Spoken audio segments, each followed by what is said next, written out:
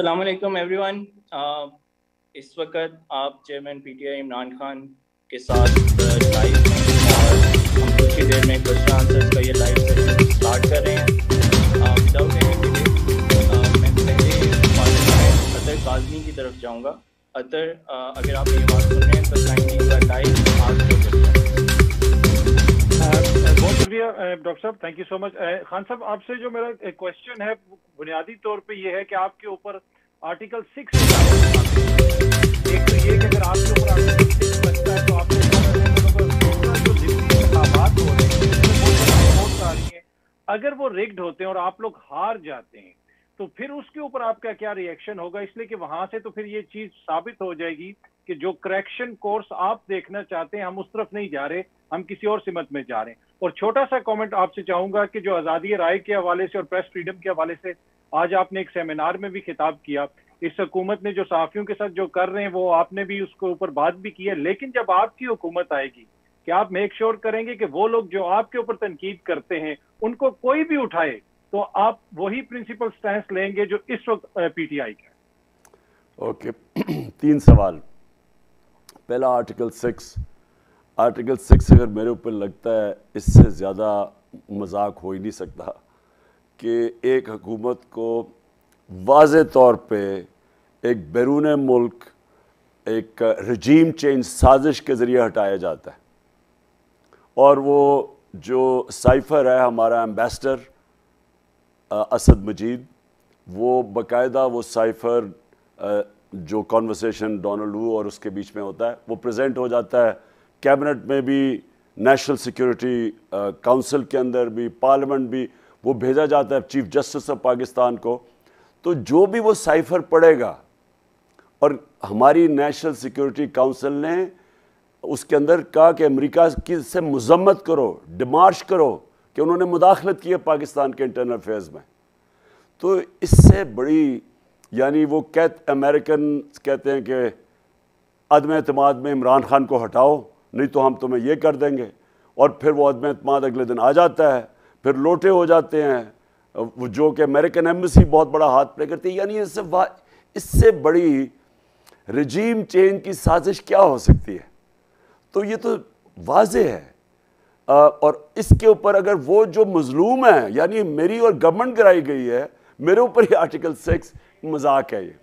اس لیے یہ ذہن میں ڈال لیں کہ یہ اگر جتنی بھی آگے بات نکلے گی اس میں سے وہ چیزیں نکلیں گی جو میں چپ کر کے بیٹھا ہوں, میں آگے بات نہیں کرتا. لیکن یہ ایک مذاق ہے. اور آپ جان بولٹن جو امریکن سیکیورٹی ایڈوائزر ہے, اس نے ابھی 2 دن پہلے کہا کہ ہم رجیم چینج کرتے رہے دنیا میں, اور ہم کیسے سازش, یعنی وہ ٹرمپ کو کہہ رہے ہیں کہ ٹرمپ کو سازش نہیں کرنی آتی, ہم سازش کر کے رجیم چینج کرتے رہیں.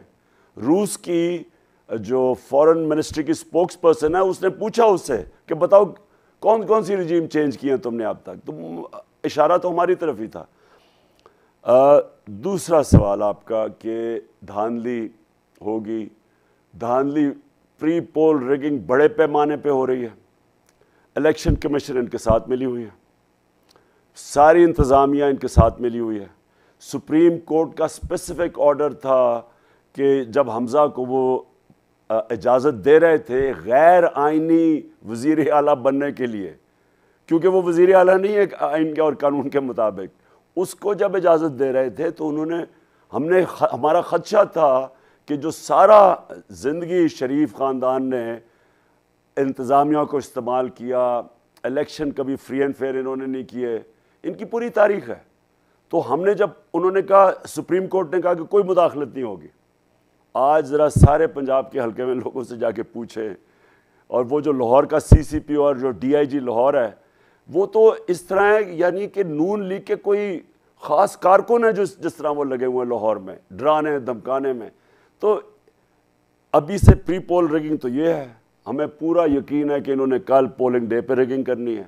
مسٹر ایکس جو لاہور میں بیسڈ ہے, اور وائی جنہوں نے ملتان بھیجا ہوا ہے, وہ انہوں نے بھی پوری ان کو آرڈرز ملے ہوئے ہیں کہ انہوں نے ان کو جتانا ہے. اور ہمیں کوئی شک نہیں ہے کہ کل کے دن ہمیں ان کو ریگنگ کے باوجود ہرانا ہے. لیکن جو آپ کا پوائنٹ ہے کہ جب ایک الیکشن کے اندر دھاندلی سے جو بھی جیتتا ہے 1977 میں ایک دم پبلک کا ریاکشن آیا اس کا, ملک کے اندر اور ڈی اسٹیبلائزیشن ہوئی.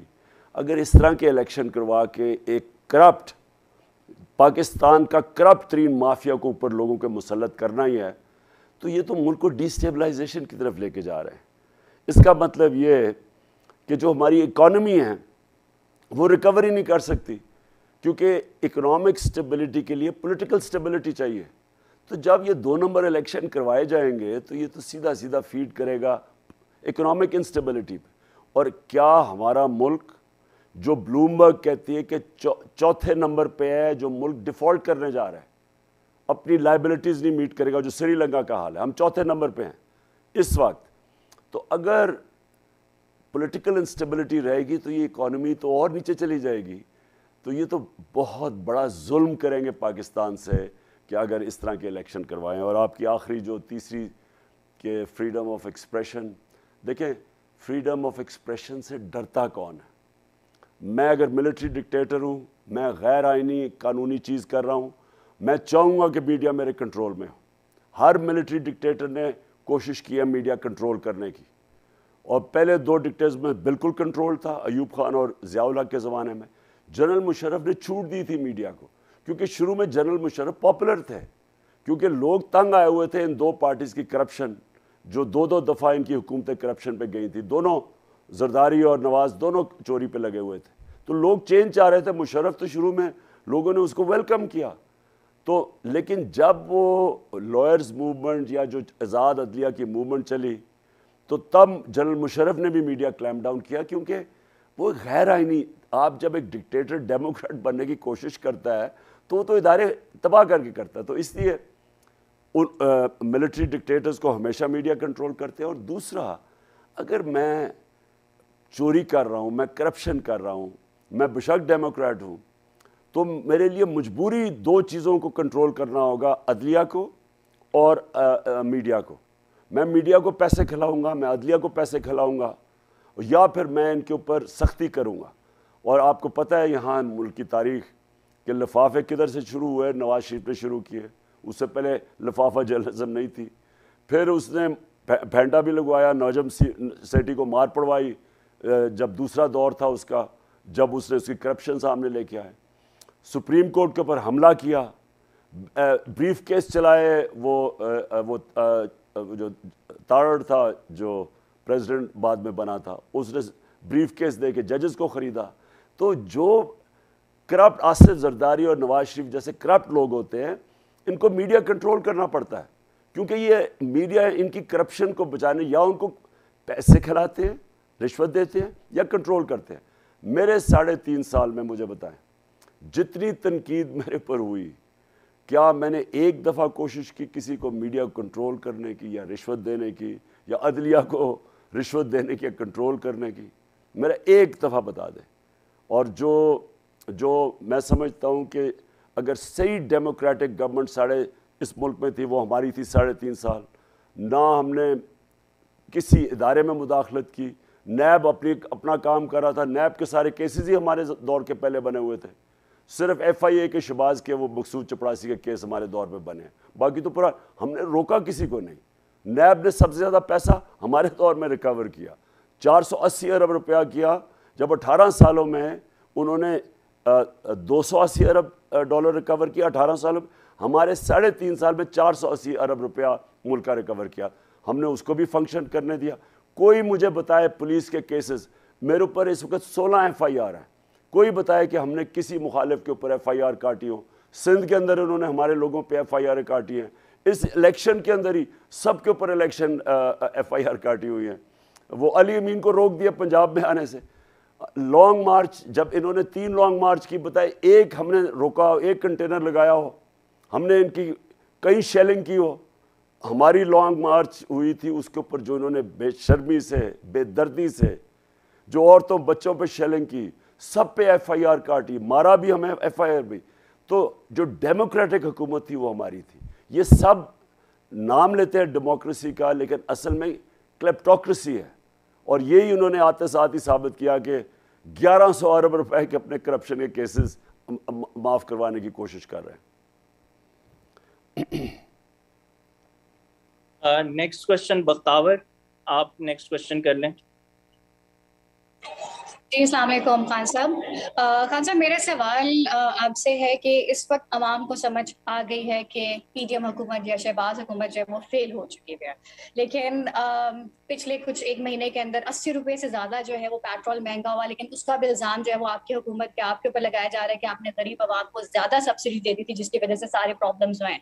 لیکن اس کو آپ کیسے ڈیفینڈ کریں گے؟ لیکن اس سے زیادہ امپورٹنٹ بات یا سوال یہ ہے کہ پچھلے الیکشنز کے اندر آپ کا سٹانس تھا کہ ہم کرپشن فری پورے پاکستان کو کر دیں گے, ہمارے سارے ادارے جو ہیں وہ انڈیپینڈنٹ ہو جائیں گے اور ساتھ ساتھ انصاف کی فراہمی جو ہے وہ سب کو ملے گی. لیکن آپ کی اپنی پارٹی کو جو ہے انصاف نہیں ملا, آپ کو خود کو انصاف نہیں ملا, اور پی ٹی آئی کے اپنے منسٹرز کافی سارے ایسے تھے جو کہ کرپشن کی ہی رد میں آ گئے اور اب اوبویسلی وہ سب کے سامنے بھی آ چکے ہیں. تو اگلے الیکشنز میں آپ کا سٹانس کیا ہوگا؟ آپ عوام کو کیسے یقین دلائیں گے کہ اب کی میتھڈالوجی ہے, اب کی اپروچ جو ہے اس کے اوپر ایک دفعہ پھر سے پی ٹی آئی کے اوپر بھروسہ کیا جائے اور ہم ایک دفعہ پھر دیکھ سکیں گے کہ پی ٹی آئی جو ایک اچھے طریقے سے پاکستان کو لے کے آگے چلے؟ دیکھیں, پہلی چیز آپ نے کہا کہ یہ ساری جو 3 مہینے کے اندر مہنگائی آسمانوں میں چلی گئی ہے, اکانومی ٹینک کر گئی ہے. میں نے آپ کو بتایا کہ یہ پہلے بلومبرگ نے موڈیز ہوتی ہے انٹرنیشنل اکانومیز کی کریڈٹ ریٹنگ کرتی ہے کہ کریڈٹ ورتھینس کتنی ہے. ہمارے زمانے میں وہ سٹیبل پہ تھی. ہماری جو گورنمنٹ تھی صرف 3 مہینے پہلے آپ دیکھ سکتے ہیں موڈیز کی کریڈٹ ریٹنگ پاکستان کی سٹیبل تھی. آج پاکستان, پہلے تو انہوں نے نیگیٹو کر دی ہے ان کی کریڈٹ ریٹنگ, وابڈا کی کریڈٹ ریٹنگ نیگیٹو کر دی ہے, جس کا مطلب جو ہم ڈیمز بنا رہے تھے وہ خطرے میں چلے گئے کیونکہ ان کو پیسہ نہیں ملے گا باہر سے, اور پیسہ ملے گا تو بہت مہنگا قرضہ ملے گا. آج بلومبرگ یہ کہتا ہے کہ پاکستان 4تھے نمبر پہ ہے دنیا میں جو ڈیفالٹ کرنے جا رہا ہے. تو 3 مہینے میں ہوا کیا؟ ان کی اپنے اکنامک سروے آف پاکستان جو گورنمنٹ نے پبلش کیا ہے اس کے مطابق 17 سال میں پاکستان کی پچھلے 2 سال میں سب سے بہتر پرفارمنس تھی. 17 سال میں 5.6% گروتھ ریٹ اور 6% 2 سالوں کے اندر. یہ 17 سال میں بہترین گروتھ ریٹ ہے. Record exports, record remittances, record tax collection, record harvest یعنی زرعی جو ہماری پیداوار تھی وہ ریکارڈ ہوئی ہے. 4.4% گروتھ ریٹ, کئی سالوں کے بعد ہماری ایگریکلچر اوپر گیا. آئی ٹی جو کہ فیوچر ہے دنیا کا, اس میں 75% ایکسپورٹس 2 سالوں میں بڑھی ہے. میرا کہنے کا مقصد یہ ہے کہ اگر ہماری ایکسپورٹس بھی بڑھ رہی تھی, ہمارا اکانومی بھی صحیح جا رہی تھی, آئی ایم ایف خود کہہ رہا ہے کہ سسٹینیبل گروتھ پہ پاکستان نکل گیا تھا. اور میں یہ سمجھنے کی کوشش کر رہا ہوں کہ ہوا کیا کہ جب اس کے باوجود آئی ایم ایف کے پروگرام میں تھے, ہم 2.5 سال ہم آئی ایم ایف کے پروگرام میں تھے, یہ تو 3 مہینے ہوئے ان کو آئے. ہم نے جو ابھی اسٹینفورڈ یونیورسٹی کی ابھی ایک سروے نکلی ہے, انہوں نے ایک پیپر پروڈیوس کیا ہے کہ پاکستان کا جو احساس پروگرام تھا وہ ایک دنیا کے اندر ایک ایسا اس درجے کا پروگرام تھا کہ پاکستان فلائی ریاست بننے جا رہی تھی. یہ انٹرنیشنل اکنالجمنٹ ہے. احساس پروگرام کی ورلڈ بینک نے کہا نمبر 4 پروگرام تھا ہمارا, اور احساس پروگرام پاورٹی ایلیویشن یعنی غربت کم کرنے کا.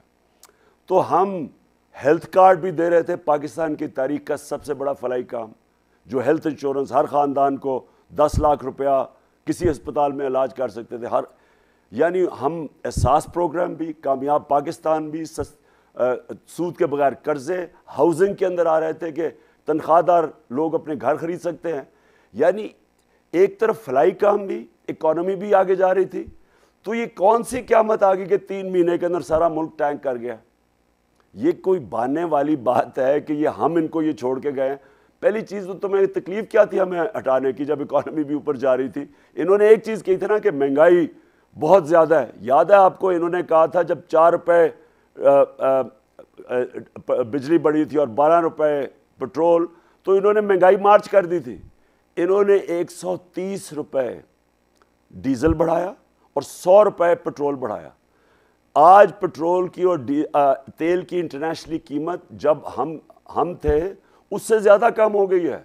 ہمارا 103 سے 115 تک گیا تھا تیل کی قیمت, آج وہ 95 روپے ڈالر پہنچ گئی تیل کی قیمت. تو مجھے کس طرح ہم یہ سمجھائیں کہ آج یہ کیسے جسٹیفائی کر رہے ہیں کہ پہلے 130 روپے بڑھا کے اور 35 روپے ڈیزل کم کیا ہے اور میرے خیال میں 28 روپے انہوں نے پٹرول کم کیا ہے. تو یہ کیسے جسٹیفائی کر رہے ہیں؟ اصل میں ہوا کیا ہے بختاور؟ ہوا یہ ہے کہ ان کی تیاری نہیں تھی اکانومی کی, نہ ان کی اہلیت تھی. انہوں نے زندگی میں کب اکانومی ٹھیک کی ہے؟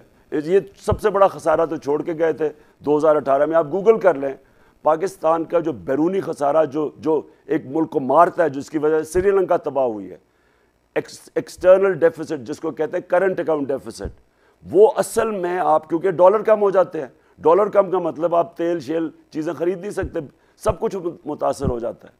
تو سوال ان سے یہ ہے کہ آپ نے سب سے بڑا خسارہ چھوڑ کے گئے. ایکسپورٹس بڑھی نہیں آپ کے زمانے میں, اصل میں تو ایکسپورٹس بڑھتی ہیں تو ملک کی دولت میں اضافہ ہوتا. ہم نے ریکارڈز ایکسپورٹس بڑھائی. اب انہوں نے کیا کیا ہے, ملک سیدھا نیچے لے گئے, ایکسپورٹس گر رہی ہیں, ریمیٹنسز گر رہی ہیں, یعنی ڈالر کم پاکستان میں آ رہے ہیں. آج انڈسٹری بند ہو رہی ہے, ٹیکسٹائل کے اندر بے روزگاری آ رہی ہے. آج جو کسان ہے وہ آج پسے گا کیونکہ انہوں نے ٹیوب ویل کے ریٹ کر دیے ہیں. لوڈ شیڈنگ, بجلی کدھر غائب ہو گئی؟ یعنی ہم کوئی بجلی چوری کر کے لے گئے, بجلی تو اویلیبل ہے. تو ہوا کیا؟ ہوا یہ کہ ان کا صرف مقصد NRO لینا تھا. یہ صرف آئے تھے اس لیے کہ ان کے کرپشن کے کیس میچور ہو چکے تھے. شہباز شریف اور اس کے بیٹے نے جیل میں جانا تھا وہ مقصود چپڑاسی کے کیس میں. ان کا مقصد تھا کہ آتے ساتھ ہی کسی طرح اپنے کرپشن کے کیس روکے, اور وہ انہوں نے کر دیا. ساروں نے مل کے 1100 ارب روپے کے اپنی کرپشن کے کیس ختم کر دیے, اور بس یہ ان کا مقصد تھا آنے کا. سوری, دوسرا کویسچن کیا تھا آپ کا بختاور؟ سر دوسرا سوال یہ تھا کہ پچھلے الیکشنز کے اندر جو ہے آپ کا سٹانس تھا کہ انصاف کی فراہمی سب کو ہوگی اور ساتھ میں کرپشن کا خاتمہ ہوگا, لیکن کرپشن جو ہے وہ کافی PTI لیڈرز کے اوپر بھی پروف ہو گئی اور انصاف تو خیر آپ لوگوں کو بھی نہیں ملا. تو اگلے الیکشنز کے لیے آپ کا سٹانس کیا ہوگا, کس اسٹریٹجی کے تحت آپ لے کے چلیں گے اگلے الیکشنز؟ جی میں سمجھ گیا. دیکھیں, سب سے پہلے تو جب بھی کوئی سکینڈل آتی تھی میرے منسٹر کے اوپر, فوری طور پہ میں واٹس ایپ اس کو کرتا تھا, کیا تھا اس کا جواب دو. دیکھیں, اگر میں پیسے نہیں نہ بنا رہا تو یہ نہیں ہو سکتا کہ میں کسی اور کو پیسے بنانے دوں. جتنے بھی ایلیگیشنز لگتے تھے ساروں کو میں اپنی طرف سے انویسٹیگیٹ کرتا تھا. کئی دفعہ بڑا مشکل ہوتا ہے ان چیزوں کو ثابت کرنا, لیکن ہم اپنی پوری کوشش کرتے تھے. جو احتساب ہونا چاہیے تھا وہ نہیں ہوا. اس کی کیا وجہ ہے؟ نیب آزاد ادارہ ہے, ہمارے نیچے نیب نہیں تھا, میں نیب کو کنٹرول نہیں کر رہا تھا, کیسز اور پروسیکیوٹ کرنا تھا نیب نے. اب اگر وہ نہیں کر سکے, میں نے تو آپ یقین کریں پوری کوشش کی, انہیں کہا جو مدد چاہیے ہم کرنے کے لیے تیار ہیں, لیکن پاور کہیں اور ہے. جو پاور جس کے پاس تھی نیب کے, وہ نہیں چاہتے تھے اس ملک میں احتساب ہو. وہ ان کے لیے کرپشن اتنی بری چیز نہیں تھی, اور یہ سب سے بڑی بدقسمتی تھی. تو میرا آنسر یہ ہے کہ اگر ہم وہ احتساب نہیں کر سکے جو میں چاہتا تھا, میرا آنسر یہ ہے کہ آگے سے اگر مجھے کبھی ایسی حکومت ملی جس طرح مجھے ایسی ملی ہے, میں حکومت نہیں لوں گا. کیونکہ آپ ایک کولیشن کمزور گورنمنٹ میں بڑے فیصلے نہیں کر سکتے, آپ کے ہاتھ میں کچھ نہیں ہوتا, اور جن کے پاس ہاتھ میں ہوتا ہے اگر وہ نہیں چاہتے احتساب تو آپ کچھ نہیں کر سکتے. اور اگر انشاءاللہ اگر کبھی بھی آگے حکومت ملی, اللہ نے دی, تو میں صرف تب لوں گا جب میرے پاس طاقت ہو, تاکہ ہم اس ملک میں چینجز لا سکیں. بہت چیزیں میں اور کر سکتا تھا, لیکن ہمارے ہاتھ بندھے ہوئے تھے, کولیشن پارٹنرز تھے, بلیک میل ہوتے تھے, اپنے بجٹ پاس کروانا ہے تو منتیں کرنی پڑتی تھیں, ہمیں اپنی ایجنسیز کو کہنا پڑتا تھا کہ ان کو لے کے آؤ اسمبلی میں ووٹ کرانے کے لیے. عذاب سے گزرے ہم, کیوں؟ اور ایسے حکومت میں اصلاحات آپ نہیں کر سکتے. پارلیمنٹری ڈیموکریسی میں جب تک آپ کے پاس بڑی میجورٹی نہ ہو, آپ بڑے فیصلے نہیں کر سکتے. بیفور دا نیکسٹ کوشچن میری ایک ریکویسٹ ہے کہ کائنڈلی کوشچن ایک ہی پوچھیں کیونکہ آل بھی پارٹیسپینٹس ہیں. Zeeshan from Urdu point, please آپ اپنا کوشچن پوچھیں. السلام علیکم خان صاحب. خان صاحب میرا کوشچن یہ ہے کہ جیسے آرٹیکل 6 کی بات ہو رہی ہے کہ آپ کے اوپر آرٹیکل 6 لگانے کا کہا جا رہا ہے، اور آپ نے کل کہا تھا کہ میرے اوپر اگر آرٹیکل 6 لگتا ہے تو میں پھر عدالت میں بتاؤں گا. ابھی آپ نے اختر قادری صاحب کے کوشچن کے اوپر بھی یہ بولا تھا کہ وہ لگائیں گے تو پھر اس کے اوپر دیکھیں گے. بات یہ ہے خان صاحب کہ یہ ملک ہمارا بھی ہے، اگر ہم اس ملک میں نہیں ہیں تو پھر یہ ملک میں رہے گا کون؟ تو کیا آپ کو نہیں لگتا، آپ نے جیسے کہا ہے کہ جی میں عدالت میں جا کر بتاؤں گا، میرے اوپر آرٹیکل 6 لگے گا، میں تب بتاؤں گا، خدا نہ خواستہ مجھے کچھ ہوتا ہے میں تب بتاؤں گا کہ کون کون اس میں انوالو تھا، کس کس نے اس ملک کے ساتھ کیا، کیا کیا کیا ہے. آپ کو نہیں لگتا کہ یہ آپ کی ایک قومی ذمہ داری بھی ہے کہ آپ ہم لوگوں کو بتائیں اس سے پہلے کہ کچھ ہوتا ہے، اس سے پہلے کہ آرٹیکل 6 لگتا ہے یا نہیں لگتا؟ ہمارا یہ حق ہے جاننے کا کہ اس ملک میں ہمارے ساتھ اور اس ملک کے ساتھ کس کس نے کیا کیا ہے. آپ اس ملک کے ایک بہادر ترین لیڈر ہیں اس وقت، اور اس ملک میں اب تک جتنی شہرت میں اور جتنی جو ہے وہ آپ اوپر جا چکے ہیں، اتنا اور کوئی لیڈر میں نہیں دیکھتا. جب آپ ایکس وائی زی بولتے ہیں، جب آپ بولتے ہیں، جب آپ تم بولتے ہیں، جب آپ تم بولتے ہیں، تو بہت سی کنفیوژن کریٹ ہوتی ہے. صرف یہ سوال ہے کہ جب یہ ملک ہمارا ہے، ہم اس ملک میں رہنے والے ہیں، تو ہمارا حق نہیں ہے کیا آپ آرٹیکل 6 لگنے سے پہلے یا خدا نہ خواستہ غلط ہونے سے پہلے اس عوام کو کیوں نہیں بتاتے کہ ہمارے ساتھ کیا کیا کیا گیا اور کس کس نے کیا کیا کیا اس ملک کے ساتھ؟ Thank you. دیکھیں جب آپ کسی کو کہتے ہیں نا کہ میرے خیال میں کہ یہ ذمہ دار تھے یا انہوں نے غداری کی، تو وہ آگے سے کیا جواب دیں گے؟ ہم نے تو نہیں کی، انہوں نے، وہ آگے سے کہیں گے ان کا قصور ہے. پوائنٹ یہ ہے کہ یہ جو چیزیں ہیں، مجھے تو پتہ کیا ہوا، میرے سے اگر کوئی پوچھے گا، اگر، اور جو ہونا چاہیے اس کے اوپر انکوائری ہونی چاہیے، ایک کمیشن بیٹھنی چاہیے، کمیشن میں پھر جا کے میں اپنا پوائنٹ آف ویو دوں، پھر وہ کمیشن کا کام ہے دوسرا پوائنٹ آف ویو لیں، پھر کمیشن کا کام ہے تحقیقات انڈیپینڈنٹلی کریں، اور پھر وہ پہنچیں جو سچ ہے. اگر میں اس وقت بیٹھ کے ہو گئے تو یہ ایلیگیشنز ہوں گی، کیونکہ ثابت اگلا میں تو کہوں گا نا کہ اس نے فلانے نے یہ کیا، وہ کہے گا میں نے نہیں کیا. صرف ایک چیز ہے جس کو کوئی ڈینائی نہیں کر سکتا، وہ ہے سائفر. وہ جو لیٹر ہے اس کو کوئی ڈینائی نہیں کر سکتا، کیونکہ نیشنل سیکیورٹی کاؤنسل کے اندر ایمبیسڈر اسد مجید نے ویریفائی کیا کہ ڈونلڈ لون نے آ کے دھمکی دی کہ عمران خان کو ہٹاؤ. اب یہ تو فیکٹ ہے. اس کے آگے کون سے پلیئرز تھے؟ امریکن ایمبیسی سے پوچھنا چاہیے کہ آپ کا کیا کام تھا کہ ہمارے پارلیمنٹیرینز کو بلا کے اور آپ ان سے نو کانفیڈنس کا پوچھ رہے ہیں، اور کئی مہینے پہلے، نو کانفیڈنس سے کئی مہینے پہلے. اس کا مطلب وہ سازش میں ملوث تھے. کہیں دنیا کی ایمبیسی کرتی ہے کہ پارٹی کے پتہ چلوائیں کہ کون سے ممبرز خوش نہیں ہیں، بیک بینچرز ہیں جن کو وزارتیں نہیں ملی، وہ نہیں خوش ہوتے. مصیبت پارلیمنٹری ڈیموکریسی کا یہ ہے کہ جو وزیر نہیں بنتا نا، وہ بیک بینچر بن کے وہ سارا انتظار کرتا ہے کہ مجھے بھی وزیر بننا چاہیے. تو یہ ان کو بلا رہے تھے جو خوش نہیں تھے، اور ان کو جا کے ایمبیسی بلا رہی ہے لوگوں کو. ان کا کیا کام ہے؟ پھر اتحادیوں کو سے مل رہی ہے جا کے، پھر بار بار ان اپوزیشن ممبر سے مل رہی ہے.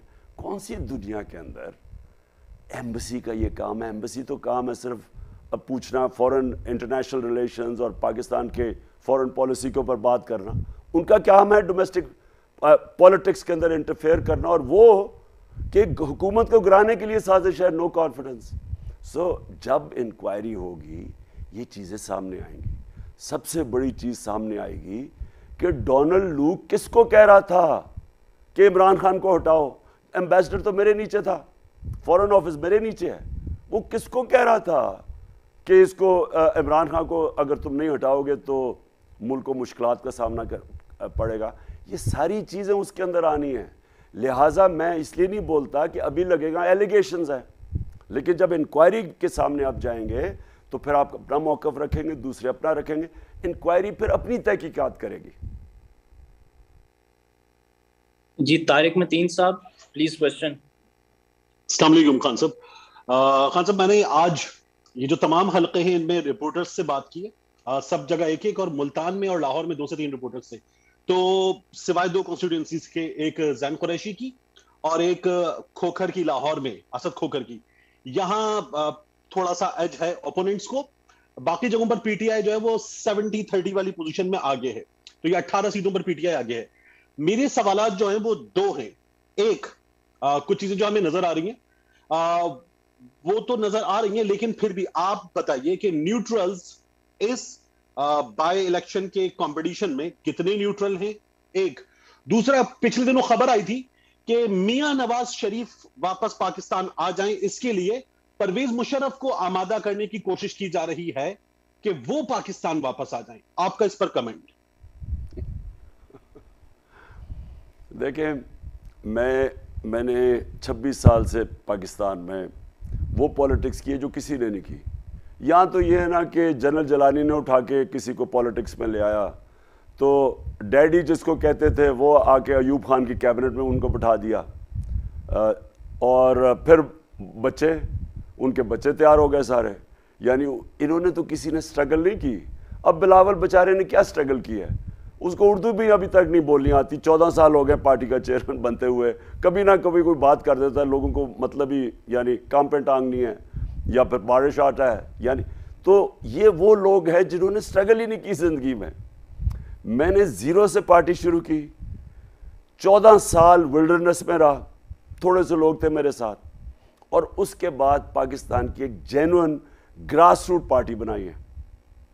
اور میں 26 سال سے کیمپیننگ کر رہا ہوں. میں آپ کو یہ بتا رہا ہوں کہ میں نے جو یہ کیمپین کی ہے یہ بائی الیکشن کے لیے، میری سارے 26 سال میں نے کبھی پبلک کو اس طرح کا جذبہ جنون نہیں دیکھا جو میں نے اس کیمپین میں دیکھا. میں 2018 کے الیکشن جو ہم جیتے تھے، میں نے اس الیکشن میں اس طرح کا جذبہ نہیں دیکھا اور شعور نہیں دیکھا، اس طرح کی عوام میں بیداری نہیں دیکھی جو اب دیکھیے.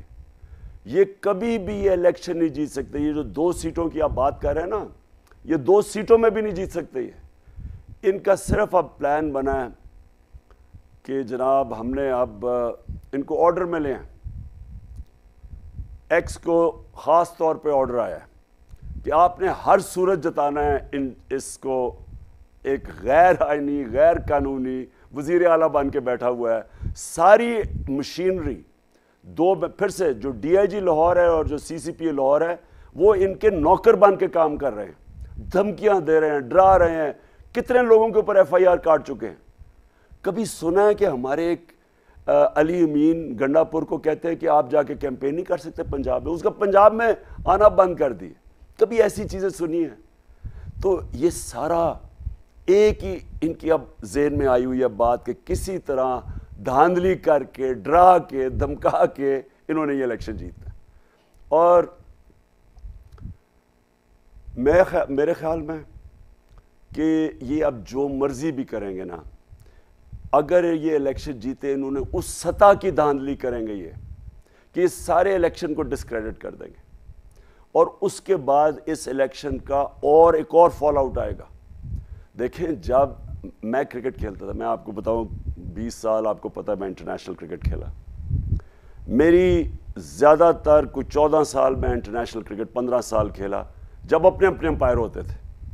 تو یہ ان کے امپائر ہے نا، یہ الیکشن کمیشنر اور یہ انتظامیہ ساری ان کے ساتھ کھیل رہی ہے نا. تو جب ہم میچ کھیلتے تھے اور جب ہم باہر جا کے میچ کھیلتے تھے، ان کے اپنے امپائر ہوتے تھے، تو جب ان کے امپائر ان کی مدد کرتے تھے تو بڑی گراؤنڈ کے اوپر لڑائی ہوتی تھی. میں ہندوستان کے خلاف ایک دفعہ میچ ہم جیتے، ایک ہی دفعہ پاکستان نے ہندوستان کو ہرایا ان کے امپائروں کے ساتھ. تو جو آخری ٹیسٹ تھا وہ تاریخی ٹیسٹ تھا. وہ ان کا یہ ہو رہا تھا کہ وہ بڑا کانٹا ٹیسٹ جا رہا تھا. تو جب وہ آؤٹ نہیں دے رہے تھے تو میرے جو کھلاڑی تھے وہ اتنا ٹینشن ہو گئی گراؤنڈ کے اندر کہ مجھے ایک وقت میں ڈر لگ گیا وہ امپائر کو نہ مارنا شروع کر دیں. تو مجھے امپائر کے بیچ میں ایسے کھڑا ہونا پڑتا تھا اور کھلاڑیوں کے اتنا ٹینشن اور انتشار تھا. میں نے دنیا میں کیمپین لیڈ کر کے نیوٹرل امپائر لے کے آیا. اور اس کے بعد آج آپ دنیا کی کرکٹ میں دیکھیں کہ سارے جو جیتا ہے جو ہارتا ہے سب اکنالج کرتے ہیں کیونکہ امپائروں کا رول ختم ہو گیا ہے، وہ چیٹنگ نہیں کرتے. میں نے جب پرائم منسٹر بنا میں نے ای وی ایم مشینز کا کہا. 2.5 سال سے میں لگا رہا کہ ای وی ایم مشینز لے کے آؤ. ہندوستان میں بھی الیکٹرانک ووٹنگ مشینز ہے، ایران میں بھی ہے. اب 3-4 دن پہلے پٹن جو کہ ایک این جی او ہے جو یہ سروے کرتا ہے الیکشنز کا، پٹن، اس کی اب رپورٹ آئی ہے. 163 طریقے ہیں الیکشن میں دھاندلی کرنے کے، 163 طریقے. 130 رپورٹ کے مطابق ای وی ایم مشین سے ختم ہو جاتے ہیں. یعنی ای وی ایم مشین آپ لے آئیں 130 طریقے ختم ہو جاتے ہیں. اب کون نہیں مانا؟ یہ دونوں پارٹیز انہوں نے پورا زور لگا دیا کہ ای وی ایم مشینز نہ آئیں. ہم کوشش کر رہے ہیں فری اینڈ فیئر الیکشنز کی، کسی گورنمنٹ نے پہلے کوشش نہیں کی، اور یہ پوری انہوں نے کوشش کی کہ کسی طرح ای وی ایم مشینز نہ آئیں. اور ان کے ساتھ کون ملا ہوا تھا؟ یہ الیکشن کمشنر. اس الیکشن کمشنر نے پوری طرح مخالفت کی جب اس کا مینڈیٹ ہی نہیں ہے. الیکشن کمشنر کا کیا کام ہے مخالفت کرنا؟ کیونکہ ان کو تو جو گورنمنٹ فیصلہ کرتی ہے ان کو تو امپلیمنٹ کرنا ہے. جس کا کام ہے صاف اور شفاف الیکشن کروانے کا، وہ مخالفت کر رہا تھا ای وی ایم مشینز کی. اور مجھے پتہ ہے پیچھے سے اس کو کون انسٹرکشنز دے رہا تھا، کیونکہ یہاں خفیہ پاورز ہیں جو کنٹرول کرنا چاہتی ہیں الیکشن. ای وی ایم مشین سے وہ کنٹرول نہیں کر سکیں گی. تو جتنی بھی میں نے کوشش کی انہوں نے نہیں آنے دی. تو مطلب یہ ہے کہ یہ سسٹم جان کے یہ ایسی سسٹم بنائے ہوئے جس میں دھاندلی ہو. اب یہ پوری تیاری ہے ان کی کل دھاندلی کی. میں نے اپنے پولنگ ایجنٹس کو ساروں کو خاص میسج دی ہے کہ یہ جو اب الیکشن ہے یہ الیکشن نہیں، یہ جہاد ہے. کل یہ الیکشن پاکستان کی تقدیر بدل سکتا ہے، اور یہ یا ادھر جائے گا یا ادھر جائے گا. یہ کراس روڈز پہ ہے. اور انشاءاللہ مجھے جو امید ہے، جو میں پبلک کا رسپانس دیکھ رہا ہوں، کہ دھاندلی کے باوجود، اور انشاءاللہ میرے پولنگ ایجنٹس جن کو میں نے تیار کیا ہوا ہے، کیونکہ انہوں نے خریدنے کی کوشش کرنی ہے پولنگ ایجنٹس کو بھی، وہ بھی مجھے خبر مل گئی ہے، انشاءاللہ اس کے باوجود جیتیں گے. نجم باجوہ پلیز کوشچن کریں اپنا.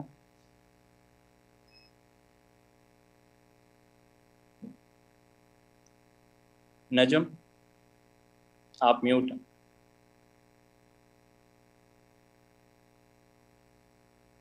نجم آپ کی آواز نہیں آ رہی.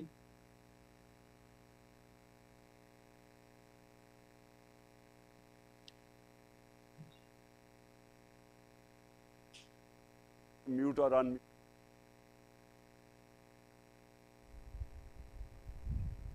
نجم پھر ہم آپ پہ واپس آتے ہیں. صدیق آپ کوشچن کر لیں. صدیق جان. جی بہت شکریہ خان صاحب. میرا سوال یہ ہے کہ اس وقت جو ایک تاثر بن گیا ہے یا بنا دیا گیا ہے وہ یہ ہے کہ آپ کی اصل لڑائی جو ہے وہ اسٹیبلشمنٹ کے ساتھ ہے. اور ہم یہ بات جانتے ہیں کہ اسٹیبلشمنٹ اس ملک کی بہت بڑی حقیقت ہے. بدقسمتی سے ہمارے ہاں سیاسی جماعتیں، جو سیاسی جماعت باہر ہوتی ہے پارلیمنٹ سے، حکومت سے، وہ کوشش کرتی ہے کہ کسی طرح سے اس کے اسٹیبلشمنٹ کے ساتھ معاملات بہتر ہوں اور اسٹیبلشمنٹ ان کو اقتدار میں لے آئے. اس وقت ایک تو تاثر آپ کے بارے میں یہ ہے کہ آپ کی لڑائی اسٹیبلشمنٹ سے ہے. دوسرا یہ ہے کہ آپ اسٹیبلشمنٹ کے ساتھ انگیج نہیں ہو رہے. آپ نے بہت زیادہ کہا کہ آپ نے نمبر بھی بلاک کر دیے ہیں. اور تیسرا، اسٹیبلشمنٹ یہ سمجھتی ہے کہ سوشل میڈیا پہ اوپر اسٹیبلشمنٹ کے حوالے سے جو کچھ ہو رہا ہے ادارے کے حوالے سے، وہ آپ کی جماعت ایک طے شدہ منصوبے کے ساتھ کروا رہی ہے. تو جب آپ کی لڑائی اسٹیبلشمنٹ کے ساتھ ہے جو کہ ایک تاثر ہے، اور اگر آپ الیکشن ہار جاتے ہیں اس کے بعد آپ شور مچائیں گے، کتنا سا شور مچائیں گے، تو کیا آپ کی کا لائے عمل ہے جو اس وقت ہوا اور فضا ہے حلقوں میں، وہ تو واضح طور پر آپ کے حق میں ہے. لیکن اگر اسٹیبلشمنٹ سے لڑائی کی وجہ سے آپ سیٹیں ہار جاتے ہیں تو سوائے اس کے کہ آپ بعد میں شور مچائیں گے، کیا آپ کے پاس لائے عمل ہے، آپ کیا کریں گے اس کے بعد؟ دیکھیں، میں کیوں اسٹیبلشمنٹ سے لڑوں گا؟ اسٹیبلشمنٹ کا مطلب فوج. اگر میرا تو کوئی لندن تو چھوڑو، پاکستان میں کوئی پراپرٹیز آپ نے سنا ہے نا، میری تو کوئی بات پراپرٹی نہیں ہے. میں نے تو جب میرا انہوں نے عدالت میں کیس کیا تھا، میرا جو لنڈن فلیٹ تھا، تو 8 مہینے میں نے عدالت میں کھڑے ہو کے ایک ایک بتایا کہ میرا وہ کدھر سے پیسہ آیا، کون سی انکم تھی. میں تو خیر کرکٹ کھیلتا تھا، تو میں نے اور منی ٹریل ساری دکھائی، وہ بیچ کے پاکستان پیسہ لے کے آ رہا ہوں، وہ بھی ساری منی ٹریل دکھائی. تو میں نے تو کہیں جانا نہیں ہے، میں نے تو یہیں رہنا ہے، میرا تو یہ گھر ہے، میں تو پاکستان کے ساتھ بڑا ہوا ہوں. تو ہم کیوں چاہیں گے کہ ہماری فوج کمزور ہو؟ ہماری تو کوشش یہ ہوگی کہ ہماری فوج مضبوط ہو.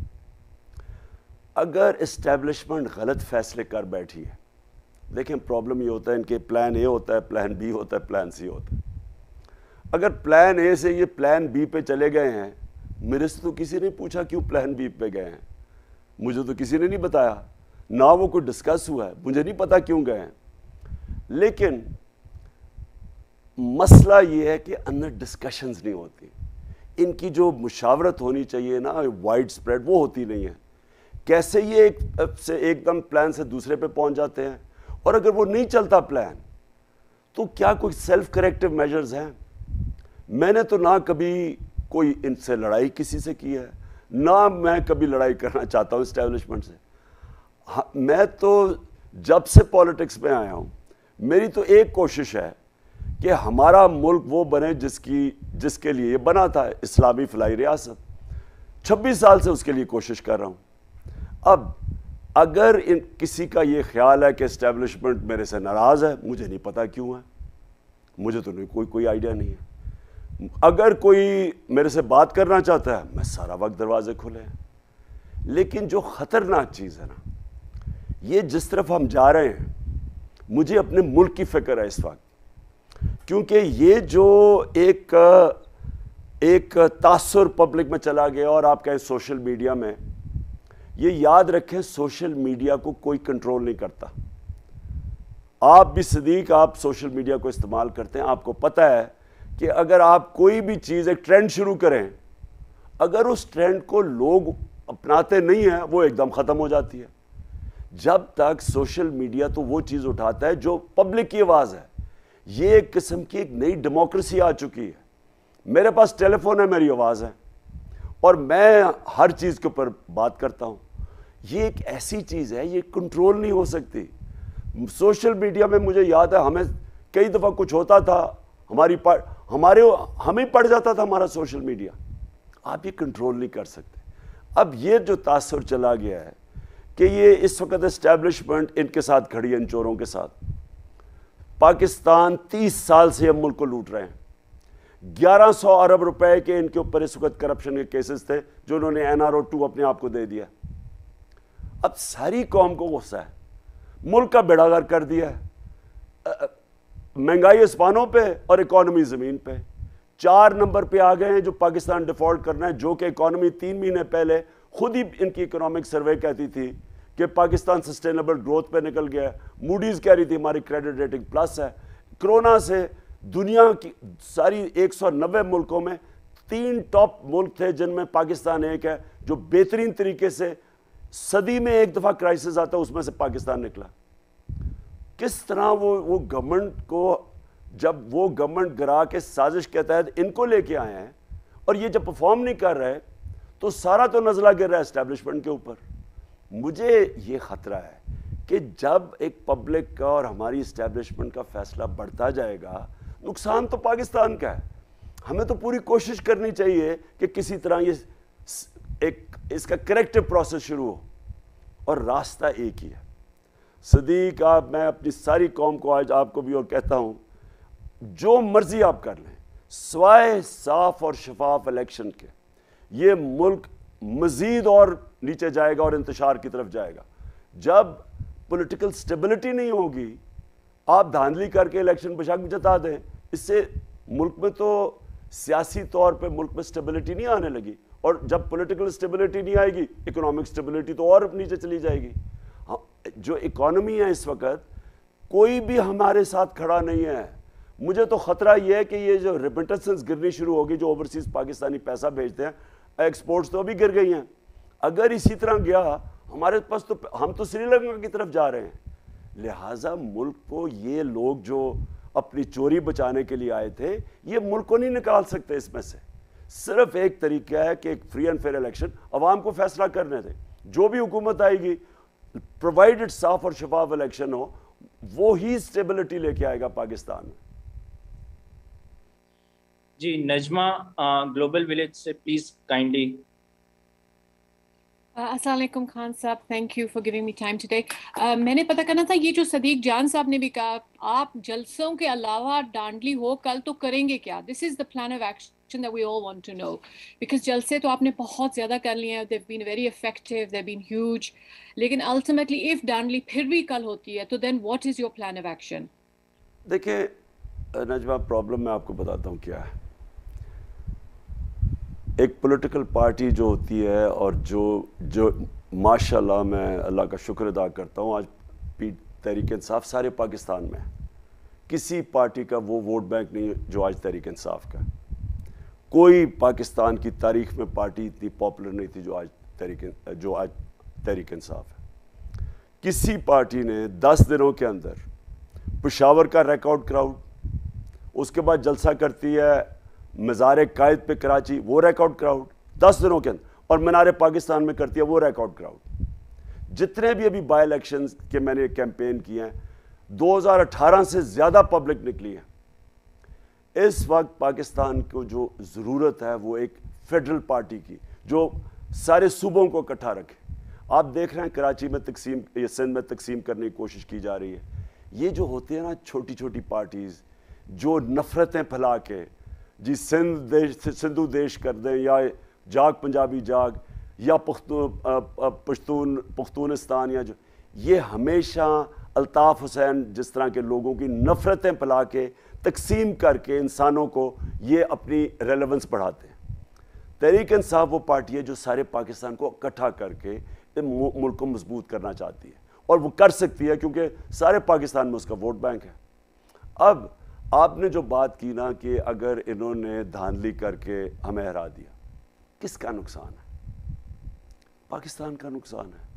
ایک فیڈرل پارٹی, ملک کی سب سے بڑی پارٹی کو آپ کمزور کر رہے ہیں, اور کس کو آپ تکڑا کر رہے ہیں؟ وہ پارٹی جو رہ گئی ہے چھوٹی سی سینٹرل پنجاب میں, اس کی تو ساری, ان کو تو پختونخوا میں وائپ آؤٹ ہو گئی ہیں. سندھ میں یہ ویسے ہی نہیں ہے, بلوچستان میں ہے نہیں, ساؤتھ پنجاب میں یہ ہے نہیں, نارتھ پنجاب میں پی ٹی آئی ہے, تو رہ گئی سینٹرل پنجاب میں. ایک ریجنل, ایک چھوٹی سی پارٹی کو مضبوط کرنا چاہتے ہیں اور ایک فیڈرل پارٹی کو کمزور کرنا چاہتے ہیں, کس کا نقصان ہے؟ اور پھر اگر اسی طرح جو پارٹی ایک ہم پرامن احتجاج کرتے ہیں نا, ہم نے تو کبھی انتشار نہیں کیا. یہ جو انہوں نے 25 مئی کو ہمارے پہ ظلم کیا ہے, 3 دفعہ انہوں نے دھرنے کیے ہیں, ہم نے تو کبھی کسی کو نہیں روکا. ہمارے اوپر جو تشدد کیا, اور مجھے افسوس یہ ہے کہ ہماری عدالتوں نے سو موٹو ایکشن نہیں لیا. سب کے سامنے عورتیں بچوں کے اوپر شیلنگ کر رہے ہیں, گھروں میں عورتیں جا کے, وہ جسٹس جو ہماری ولید اقبال کی والدہ, علامہ اقبال کی بیٹے کی بیوی, سوچیں ان کے اوپر رات میں گھر کے جسٹس ناصرہ اقبال کے گھر کے گھس کے 2 بجے وہاں گھس گئے, لوگوں کے ایک بچے کو, 2 عورت اور بچہ, وہ اس کی بیٹی 10 سال کی رو رہی ہے. یہ ایسی کبھی کسی نے حرکتیں کی ہیں؟ اور کیا کرنے جا رہے تھے؟ ایک پرامن احتجاج کہ یہ امپورٹڈ حکومت کو ہمارے اوپر مسلط کیے. دیکھیں اگر یہ کریں گے, اگر یہ فورس استعمال کریں گے, اگر چلیں بڑا انہوں نے ایف آئی آرز کاٹ کوٹ کے میرے اوپر 16 کھاٹی ہوئی ہیں, ہمیں بند کر, اچھا چلے ہمیں ہماری آواز بند بھی کر گئے, کیا اس کا مطلب کہ ملک آرام سے چپ کر کے لوگ خوش سے مان جائیں گے ان لوگوں کو؟ وہ پھر ہوگا اگر آپ ایک پولیٹیکل پارٹی کو بند کر دیتے ہیں جو کہ سب سے بڑا ووٹ بینک ہے جس کا, اور آپ یہ چوروں کو اوپر لے کے آتے ہیں. پہلے تو سب سے پہلے ساروں نے برا بھلا کہنا ہے اسٹیبلشمنٹ کو, یہ ہمارے لیے ایک یہ نقصان ہے. دوسرا, جب یہ پھٹے گا, کیونکہ آپ جب بند کر دیتے ہیں آواز جو کہ جمہوری آواز ہے, تو اس نے وہاں غصہ رکنا تو نہیں ہے, وہ پھٹنا ہے کہیں نہ کہیں. اور وہ جب پھٹے گا تو میں آپ کو بتا رہا ہوں کہ یہ سری لنکا کو بھول جائیں گے. 22 کروڑ پاکستانی ہے, سری لنکا میں صرف 2.25 کروڑ لوگ ہیں یا 22 کروڑ ہیں. یہ اگر ہاتھ سے نکل گیا تو یہ کوئی نہیں اس کو کنٹرول کر سکتا, کوئی دنیا کی اسٹیبلشمنٹ نہیں کنٹرول کر سکتی جتنی بڑی طاقتور ہو, جب ایک عوام کا سمندر سڑکوں پہ آ جائے. لہٰذا یہ بہت غلط کریں گے اگر یہ جس سطح کی انہوں نے فیصلہ کیا ہوا ہے, یہ سب سے زیادہ ہم ملک کو نقصان پہنچائیں گے اگر انہوں نے دھاندلی کر کے پبلک کے مینڈیٹ کو انہوں نے چینج کر دیا. عبیر خان ٹرینڈز پاکستان سے پلیز اپنا کوشچن کریں.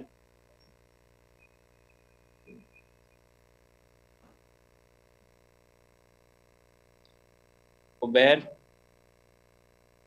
جی السلام علیکم خان صاحب.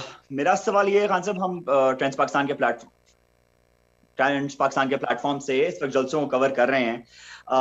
گراؤنڈ پہ آپ ہی کا نام ہے اور آپ کا جو بیانیہ ہے وہ بک بھی رہا ہے اور عوام اس طریقے سے بات کر رہی ہے جیسے پہلے کبھی نہیں کی گئی. میرا سوال یہ ہے کہ پولنگ سٹیشنز کے اوپر تو پی ٹی آئی کے جو کارکنان ہیں وہ دھاندلی روک لیں گے, وہ ٹرین ہو چکے ہیں, لیکن ہم نے 2018 میں بھی یہ دیکھا کہ کچھ حلقوں میں جیسے خواجہ آصف کا رزلٹ تھا, رانا ثناء اللہ صاحب کا رزلٹ تھا, وہ رات کو ہار گئے تھے لیکن صبح ان کے نتائج چینج کر دیے گئے. ایسی دھاندلی کو روکنے کا کیا پلان ہے تحریک انصاف کے پاس جو آر او کے آفس میں جا کر ہوتی ہے؟ اور دوسرا, بہت کوئکلی آپ نے بھی 2-3 دفعہ اسی سیشن میں پارلیمنٹری جمہوریت کے متعلق بات کی کہ اس میں یہ خامی ہے, اس میں یہ خامی ہے. عوام کا بھی ہم سے بڑا سوال رہتا ہے, کیا اگلے الیکشن میں تحریک انصاف صدارتی انتخاب کا جو نعرہ ہے وہ بلند کرے گی یا صدارتی نظام کے لیے ریلی کرے گی یا نہیں؟ اس کو ذرا جواب دیجیے. دیکھیں, یہ کیوں ای وی ایم مشینز نہیں آنے دی, میں پھر سے سوال پوچھتا ہوں. کیونکہ ای وی ایم مشین ہوتا کیا ہے, وہ کیلکولیٹر ہوتا ہے, سارے رزلٹس پنچ کرتے رہتے ہیں. آپ کو پتہ ہے ہم 4 دن سے کیا کر رہے ہیں؟ صرف ایک چیز کر رہے ہیں کہ کیسے ہم نے ان کی دھاندلی روکنی ہے. کون سی, مثلا انگلینڈ کے اندر کوئی ایسا تصور بھی نہیں کر سکتا, یا یورپ میں یا امریکہ میں, کہ آپ کی 4 دن سے ٹریننگ کیا ہو رہی ہے کہ انہوں نے دھاندلی کیسے آپ نے روکنی ہے. یہ ویسے بڑا برا ریفلیکٹ کرتا ہے ہمارے ملک میں کہ سوچیں کہ ہماری اخلاقیات, ہماری مورل ویلیوز کدھر تک گر چکے ہیں کہ ہم صرف اور صرف سوچ رہے ہیں کہ ہم نے الیکشن کو چوری ہونے سے کیسے روکنا ہے. اور اسی لیے میں لگا رہا تھا ای وی ایم مشینز کے اوپر الیکٹرانک ووٹنگ, کیونکہ آپ کیلکولیٹر ہے, جیسے ہی آپ پنچ کرتے ہیں ووٹس, جیسے ہی پولنگ ختم ہوتی ہے آپ نے بٹن دبایا, رزلٹ آ گیا.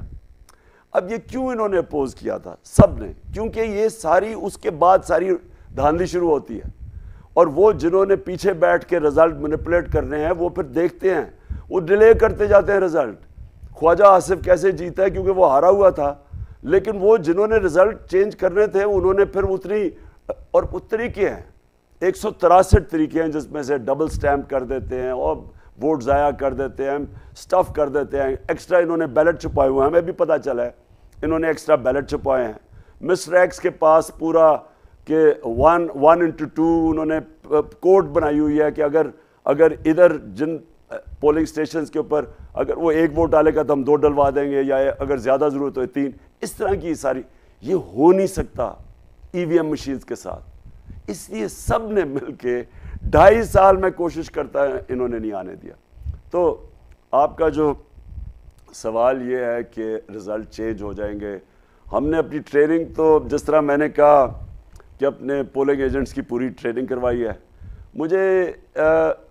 مجھے پوری خبر مل گئی ہے کہ انہوں نے بڑے پیسہ جمع کیا ہوا ہے پولنگ ایجنٹس کو خریدنے کا.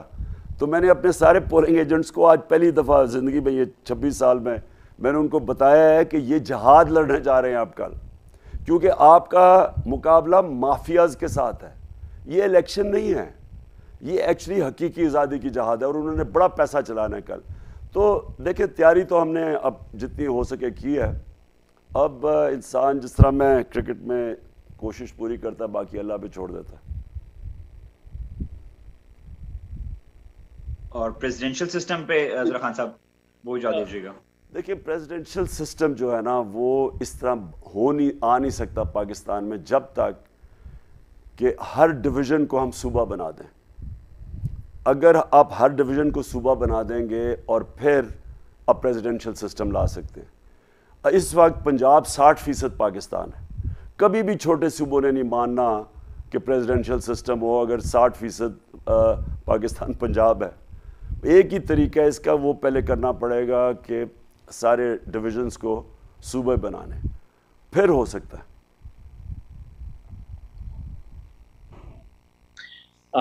نجم باجوہ, اگر آپ کو آڈیو کا ایشو صحیح ہو گیا ہو تو پلیز کوشچن کریں. جی خان صاحب, میرا نام نجم باجوہ ہے اور بڑا امپورٹنٹ کویشچن ہے کیونکہ آج آپ نے کچھ لوگوں کو یو ٹرن کی دعوت دی ہے.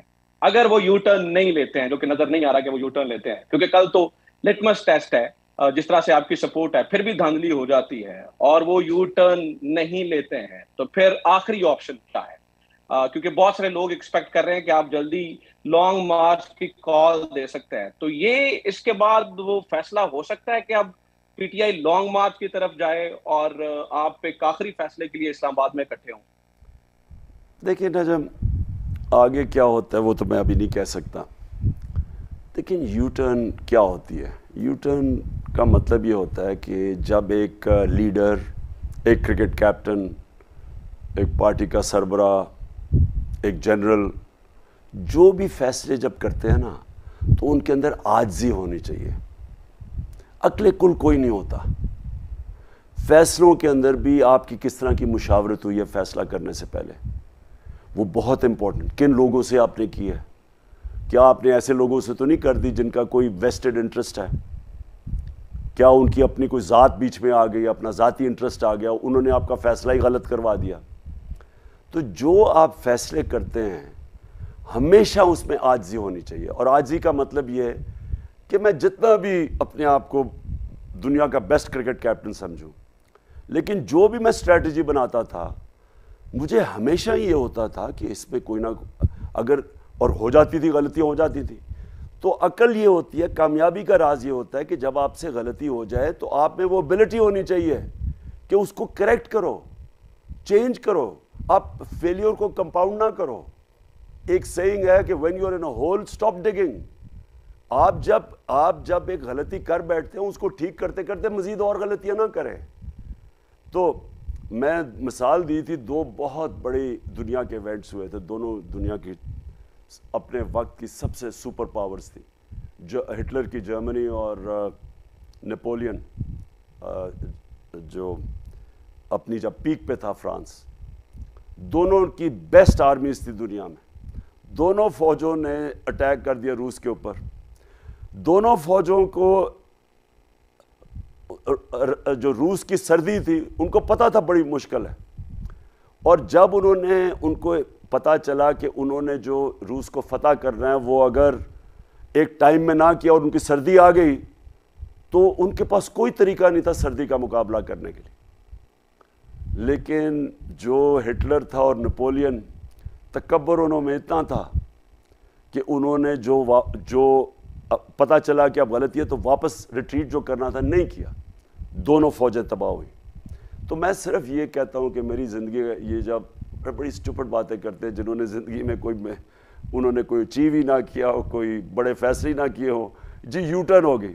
یو ٹرن تو ایک عقل مند لیڈر کی کوالٹی ہوتی ہے کہ کب ریٹریٹ کرنی ہے اور کب آگے جانا ہے. یہ تو عقل مندی ہوتی ہے، کیونکہ اصل میں تو آپ نے جیتنا ہوتا ہے. تو اس کو ادھر مقصد کے پہنچنے کے لیے، اور یہاں مقصد ہے پاکستان کی بہتری آج کیا ہے؟ کیا یہ ہے کہ ہم دھاندلی کر کے ان کو الیکشن جتا دیں؟ یہ ایک غیر آئینی اور قانونی جو بیٹھ گیا جا کے لوٹوں کی ووٹوں کے اوپر اور وہ ڈسکوالیفائی، یہ جو حمزہ ہے، کیا ان کو الیکشن میں دھاندلی کر کے جتانا یہ پاکستان کی اس میں فائدہ ہوگا؟ کیا یہ جو سارا این آر او کا یہ پلندہ بیٹھ کے آ کے نیشنل اسمبلی میں جنہوں نے آتے ساتھ ہی 1100 ارب روپے اپنے معاف کروا لیے، یہ پاکستان کی بہتری ہے؟ جو اب لیول کی چوری ہوگی پہلے تو یہ معاف کروا کے اب جو یہ چوری کریں گے، جنرل مشرف کے این آر او کے بعد انہوں نے جو 10 سال میں لوٹ مار کی ہے اب وہ معاف کروانے آ گئے.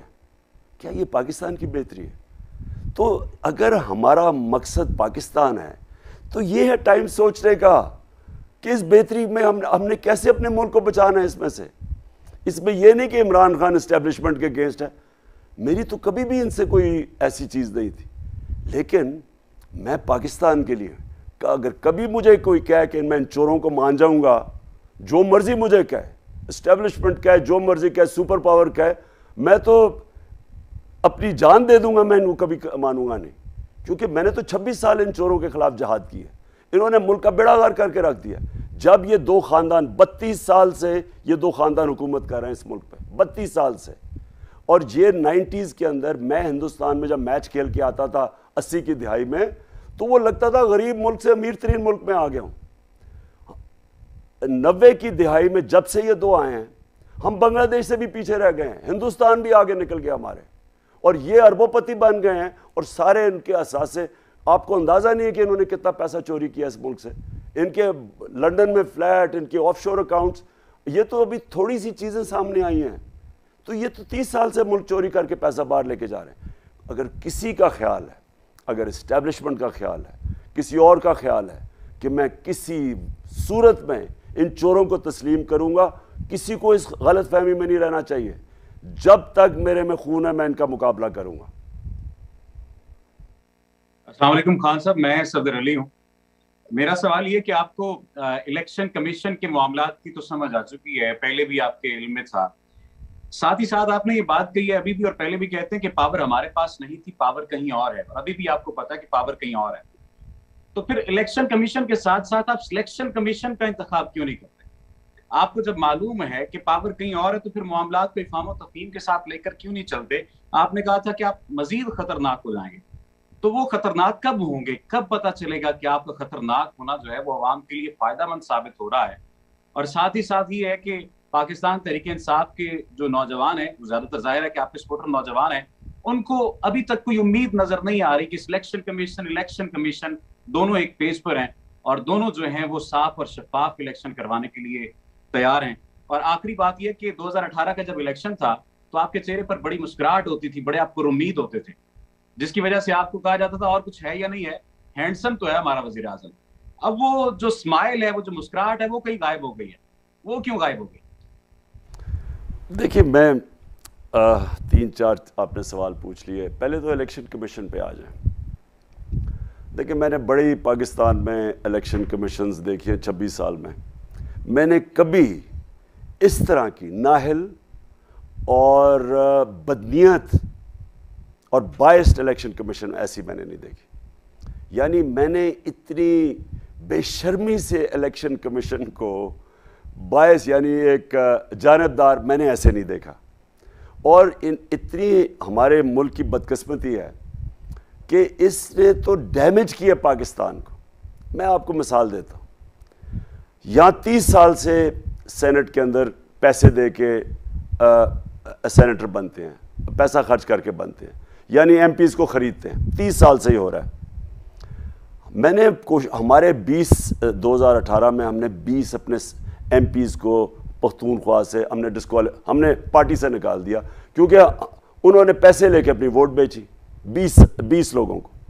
اس کے بعد میں کیمپین چلاتا رہا کہ کیا مذاق ہے کہ کیوں ہے سیکرٹ بیلٹ. جب آپ کو پتہ ہے کہ سیکرٹ بیلٹ میں ووٹ بکتی ہے تو کیوں نہیں اوپن بیلٹ کرتے؟ تو یہ یاد رکھیں کہ میں پھر سے ریپیٹ کرتا ہوں کہ میں نے کرکٹ کے اندر نیوٹرل امپائرز لے کے اس لیے آیا تھا کہ ہم جب پاکستان میں میچ جیتے تھے تو جب شروع میں تو وہ دوسری ٹیمیں کہتی تھی ہمارے امپائر نے جا دیا, ہم باہر جاتے تھے تو ان کے امپائر آ جاتے تھے. تو تب میں نے پوری یہ کیمپین چلا کہ پہلی دفعہ دنیا کی 200 سالہ کرکٹ ٹیسٹ ہسٹری میں پاکستان نے پہلی دفعہ نیوٹرل امپائر لے کے آیا تھا. میں نے اتنی کوشش کی ای وی ایم مشینز کی. یہ جو آدمی تھا الیکشن کمشنر, اس نے پوری اس کی مخالفت کی اور ہمیں نہیں آنے دیا. آج اگر ای وی ایم مشینز ہوتی آپ کو فکر ہی نہیں ہونی تھی کہ انہوں نے دھاندلی کرنی ہے, کیونکہ ای وی ایم مشین سے بہت مشکل ہے. اب آپ کا جو سیکنڈ کویسچن ہے, آپ نے یہ کہا کہ یہ جو الیکشن کمیشن اور ان کے پیچھے جو لوگ ہیں, دیکھیں پاکستان کو آگے بڑھنا ہے. کبھی بھی کوئی قوم آگے نہیں بڑھتی جب تک وہ اپنی غلطیوں کی نشاندہی نہیں کرتی, ان کو جب تک کریکٹ نہیں کرتی. ہم پھنسے ہوئے ہیں ایک ٹائم وارپ کے اندر. یہاں یہ خیال ہے کہ جناب پیچھے سے بیٹھ کے گورنمنٹس کو کنٹرول کرو. آپ جب پیچھے سے بیٹھ کے گورنمنٹ کو کنٹرول کرتے ہیں, ایک بہت بڑا مینجمنٹ پرنسپل دنیا کا آپ وائلیٹ کر لیتے ہیں, اس کے خلاف چلے جاتے ہیں. دنیا کے اندر ایک مینجمنٹ پرنسپل ہے, کسی میں بھی, فیکٹری میں, کسی میں, چھوٹی سی چھوٹی جگہ کے اوپر بھی ادارے کے اندر ایک مینجمنٹ پرنسپل ہے. جس کو آپ ذمہ داری دیتے ہیں اسی کو آپ اتھارٹی دیتے ہیں. یہ نہیں ہے کہ ذمہ داری عمران خان کی ہے اور پاور کہیں اور ہے. کوئی مینجمنٹ پرنسپل ایسے کام نہیں کرتا. آپ اگر اس طرح پاکستان کو کوئی بھی چلائے گا, یہ ملک نہیں چل سکتا ایسے. اور آپ آگے پیچھے رہ گئے. ہمیں اس وقت ملک میں جب تک ہم اصلاحات نہیں کریں گے, یہ ملک اس وقت جدھر یہ پہنچا دیا اور جدھر لے کے جا رہے ہیں یہ پاکستان نہیں، ہمارے سے سارے ملک آگے نکل گئے. ہندوستان کے آج ریزروز دیکھیں، ہندوستان 80s میں ہمارے سے پیچھے تھا. بنگلہ دیش کوئی تصور بھی نہیں کر سکتا تھا کہ ہمارے سے آگے نکل جائے گا. جو غربت بنگلہ دیش میں تھی، آپ تو پاکستان، ویسٹ پاکستان تو امیر ملک تھا ان کے مقابلے میں. یہاں سے بنگلہ دیش کے لوگ لیبر پاکستان میں ابھی بھی کتنے لوگ کام کرنے آتے تھے، غربت وہاں اتنی زیادہ تھی. وہ آگے نکل گئے ہمارے سے، کیونکہ ہم ایک پھنسے ہوئے ہیں، ایک وشس سائیکل میں پھنسے ہوئے ہیں. ہمیں سمجھ نہیں آ رہی جو بیلنس ہے کہ اسٹیبلشمنٹ ریالٹی ہے پاکستان میں، ماننا پڑے گا. لیکن جو بیلنس ہے اسٹیبلشمنٹ میں اور گورنمنٹ کے اندر، اگر وہ بیلنس نہیں ہوگا یہ ملک صحیح طرح ایڈمنسٹر نہیں ہو سکتا، نہیں چل سکتا. تو اس لیے اگر ہم نے آگے جانا ہے تو ابھی سے ہمیں سوچنا چاہیے کہ ہمیں آگے جانے کے لیے کیا کرنا ہے. کیا ایسے ہی چلنا ہے؟ ایسے نہیں چلے گا. وہ مسکراہٹ والی بات بھی بتا دی. مسکراہٹ تو انشاءاللہ کل شام کو آپ دیکھیں گے میری مسکراہٹ انشاءاللہ. بہت شکریہ. Last 2 questions. Adeel Warraich please question کریں. خان صاحب آپ یہ کہتے ہیں کہ بلکہ کئی مرتبہ کہہ چکے ہیں کہ اسٹیبلشمنٹ سے آپ کی کوئی لڑائی نہیں ہے، نہ ہی فوج سے آپ لڑنا چاہتے ہیں اور نہ ہی لڑیں گے، لیکن آپ روزانہ کی بنیاد پہ مسٹر ایکس، مسٹر وائی، خفیہ پاورز، بلکہ اب تو پہلے کوئی ڈھکے چھپے الفاظ میں ہوتا تھا، اب آپ اسٹیبلشمنٹ کا نام لیتے ہیں. تو کیا یہ محاذ رائی نہیں؟ عام آدمی تو اس کو محاذ رائی ہی سمجھتا ہے اسٹیبلشمنٹ کے ساتھ. دوسرا، آج ایک خبر سامنے آئی ہے کہ آپ نے کوئی خواہش کا اظہار کیا تھا چیف الیکشن کمشنر سے خفیہ ملاقات کے حوالے سے. اس کے حوالے سے بھی ذرا بتائیے گا کہ اس میں کتنی حقیقت ہے. دیکھیں، سب سے پہلے تو اگر میں اگر کبھی اسٹیبلشمنٹ کی تنقید کرتا ہوں، تعمیری تنقید ہے، بہتری کے لیے. کوئی اس لیے نہیں کرتا کہ ہماری اسٹیبلشمنٹ ڈیمیج ہو اس سے. اور میری ایک سٹیٹمنٹ آپ نہیں بتا سکتے کہ میں نے کبھی کوئی ایسی سٹیٹمنٹ دی ہو کہ اپنے ملک کی فوج کو ڈیمیج کروں. کیونکہ میں انٹرنیشنل پرائم منسٹر بننے سے پہلے بھی میں انٹرنیشنل ریلیشنز دنیا میں پولیٹکس کے اندر میں نے یونیورسٹی سے کیا اور میرا انٹرسٹ بھی وہ ہے. اور میں ساری مسلمان دنیا کو خاص طور پر اسٹڈی کرتا رہا ہوں. دیکھیں، جو مسلمان دنیا ہے نا، اس کے اندر اگر ایک مسلمان ملک کے پاس کمزور فوج ہے تو جو آج کل کے حالات ہیں، آپ ذرا صرف نقشہ دیکھ لیں. لیبیا سے شروع ہوں، صومالیہ پہ پہنچیں، یمن پہنچیں، یہ ادھر سیریا پہنچیں، افغانستان، ساروں کا برا حال ہے. اس لیے ضروری یہ ہے کہ پاکستان ایک ملک کا ڈیفنس تکڑا ہونا چاہیے. اور ہمارا جس طرح کی بی جے پی کی حکومت ہے اس وقت ہندوستان میں، ایک خطرناک حکومت ہے. تھوڑا سا بھی یہ نظر آئے کہ پاکستان کمزور ہے، مجھے خطرہ اپنے ملک کا ہوگا. تو لہٰذا کبھی بھی ہم اپنی ملک کی فوج کو ڈیمیج نہیں کرنا چاہتے.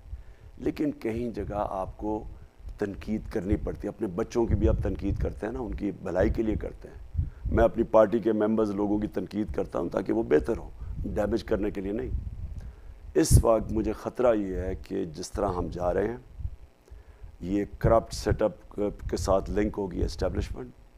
خطرہ یہ ہے کہ سارا جو یہ گند کر رہے ہیں، جو ملک کی معیشت، جو مہنگائی، وہ سارا نزلہ جائے گا اسٹیبلشمنٹ کے اوپر، اور عوام اور ان کے اندر فاصلے بڑھتے جائیں گے. لہٰذا ایز اے پاکستانی میری پوری کوشش ہے کہ میں ان کو گائیڈ کروں کہ اس میں سے صرف اب مزید بگڑتا جائے گا. ایک ہی راستہ آپ کے پاس ہے. اس ملک کو اگر آپ نے اس میں سے دلدل میں جو گھستا جا رہا ہے اسے نکالنا ہے. کوئی باہر کا ملک نہیں مدد کرنے لگا. جو بھی ہم سمجھتے ہیں نا کہ باہر کا ملک، وہ آپ نے شہباز شریف کا وہ دیکھا ہی ہوگا نا کہ میں ترکی گیا تو میں ادھر اور ادھر گیا تو میں بھیک مانگنے نہیں آیا، لیکن مجبوری ہے ہم. وہ اس لیے ہے، وہ سمجھ رہے ہیں کہ باہر کے ملک ہمیں نکال لیں گے اس سے. وہ تھوڑی دیر کے لیے تو وہ کچھ مدد کر بھی سکتے ہیں، لیکن جب تک ملک اپنی مدد نہیں کرتا ہم اس میں سے نہیں نکلنے لگے جس طرف ہم جا رہے ہیں. تو ایز اے پاکستانی میرا کام ہے، ہم نے اس ملک میں ہمارا جینا مرنا ہے. میرا کوئی باہر پراپرٹیز نہیں ہے یا میں نے کوئی ملک سے باہر جانا ہے. اس لیے ہماری کوشش ہونی چاہیے کہ ڈائریکشن دیں. اور میں بڑا ہوں ان سب سے، میں پاکستان دنیا دیکھ کے میں ان کو ڈائریکشن دے رہا ہوں کہ دیکھیں اس راستے میں صرف ایک راستہ ہے اور وہ ہے فری اینڈ فیئر الیکشن. یہ تنقید نہیں, یہ یعنی یہ ڈیمیج کرنے کے لیے نہیں ہے, یہ ملک کی بہتری کے لیے اور سب کی بہتری. اور ظاہر ہے ملک اوپر جائے گا, فوج اوپر جائے گی اور ملک ساتھ ساتھ ہی اوپر جائیں گے, ساتھ ہی نیچے آئیں گے. چیف الیکشن کمشنر سے متعلق سوال کا جواب دے دیجیے گا. آپ نے خفیہ ملاقات کی کوشش کی, ان کی جانب سے انکار ہوا. اتنا گھٹیا آدمی جو اس طرح کی باتیں کرتا ہے, میں تو اس سے نہ کبھی ملنا چاہتا ہوں نہ اس کی شکل دیکھنا چاہتا ہوں, کیونکہ جو بددیانت دار آدمی یہ جو حرکتیں کر رہا ہے, میں نے ابھی کہہ رہا ہوں, میں نے اس ملک کی تاریخ میں کبھی اس طرح کا الیکشن کمشنر نہیں دیکھا. جی Hasnain, last question of the session please. السلام علیکم سر, حسنین نیا پاکستان سے. میرا سوال یہ ہے سر, جب سے آپ کو اتارا گیا میں آپ کے ہر جلسے میں کوریج کے لیے گیا, لوگوں سے انٹرویوز کیے سر, حقیقت یہ ہے کہ لوگوں کے دلوں میں نیوٹرلز کے لیے نفرت پیدا ہو چکی ہے جو مزید بڑھ رہی ہے. اگر یہ ہمارے نیوٹرل رہتے ہیں تو یہ نفرت ختم نہیں ہوگی. آخر یہ نفرت کیسے ختم ہوگی؟ اور سر جو ہمارے نیوٹرل ہیں وہ کب ٹھیک ہوں گے؟ آپ جو ڈائری لے کر گئے تھے وہ کب واپس آئیں گے؟ اور سر یوتھ کو کیا پیغام دینا چاہیں گے کل کے الیکشن کے لیے؟ دیکھیے اس کا تو خیر میں ابھی پہلے جواب دے بیٹھا ہوں. دیکھیں ہمارا انٹرسٹ ہے ملک کا کہ ملک مضبوط ہوگا تو فوج مضبوط ہوگی, اور اگر ملک نیچے جائے گا تو فوج کیسے مضبوط ہوگی. اور سوویت یونین کی سب کے سامنے اگزامپل ہے. ہم نے یہ نیشنل سیکیورٹی پالیسی پہلی دفعہ پاکستان نے بنائی تھی ہمارے دور میں, اور اس نیشنل سیکیورٹی پالیسی میں ہم نے کیا کہا تھا؟ ہم نے کہا تھا کہ ایک تو فوج مضبوط ہونی چاہیے, اس کے ساتھ ساتھ آپ کی اکانومی معیشت بھی مضبوط ہونی چاہیے, کیونکہ اگر آپ کی معیشت نیچے چلی جاتی ہے تو سوویت یونین کی طرح ان کی فوج تو سب سے مضبوط تھی دنیا میں, 2 ٹاپ فوجیں تھیں, لیکن جب معیشت گئی تو ساتھ ہی ان کو ملک ٹوٹ گیا. تو ہمیں ہمیشہ یاد رکھنا چاہیے کہ ساتھ ساتھ جاتی ہے آپ کی نیشنل سیکیورٹی اور اکنامک سیکیورٹی ساتھ جاتی ہے. اب خطرہ کیا ہو گیا ہے کہ یہ جو آئے ہیں سارے, کیونکہ یہ تو اپنی چوری بچانے آئے تھے, ان کا تو انٹرسٹ ہی نہیں تھا اور نہ ہی ان کی کیپبلٹی ہے, نہ انہوں نے کبھی ماضی میں اہلیت دکھائی ہے معیشت ٹھیک کرنے میں. یہ تو جب آتے ہیں تو ملک کو مقروض کر جاتے ہیں, خود امیر ہو جاتے ہیں. تو لہٰذا یہ جدھر آج ہم کھڑے ہیں اور جس طرف جا رہے ہیں, میں پھر سے ریپیٹ کرتا ہوں, یہ ہمارے لیے بڑی خطرناک چیز ہے کہ ہم 4تھے نمبر پہ دنیا پہ آ گئے ہیں جو ملک ڈیفالٹ کرنے جا رہا ہے. اور اگر ہم ڈیفالٹ کر جاتے ہیں تو مجھے بتائیں کہ پھر جن کے پاس ہم جائیں گے پیسے مانگنے کے لیے کہ جی ہمیں اب بیل آؤٹ کرو, وہ جو پیسے دیں گے وہ ایک ان کی سیئنگ ہے کہ دیر از نو فری لنچ. آپ کو ہر چیز کی قیمت آپ کو ادا کرنی پڑتی ہے. تو اگر ملک اس طرف چلا گیا اور جو قیمت ہے وہ جو قیمت ہمیں ادا کرنی پڑے گی, مجھے خوف ہے اس چیز کا, وہ ہماری نیشنل سیکیورٹی کے اوپر ہمیں قیمت ادا کرنی پڑے گی. لہٰذا اس لیے بڑا امپورٹنٹ ہے, میں ریپیٹ کرتا ہوں, یہ ایز اے پاکستانی میں کہہ رہا ہوں کہ جس دلدل میں ہم پھنستے جا رہے ہیں اس سے نکلنے کا صرف ایک طریقہ ہے کہ ملک میں صاف اور شفاف الیکشن کروائیں. 2 نمبر الیکشن نہ کروائیں, اس سے انتشار بڑھے گا. صاف اور شفاف الیکشن کروائیں. دیکھیں میں ایک سپورٹس بن رہا ہوں, ساری زندگی میں نے ہار اور جیت دیکھی ہے.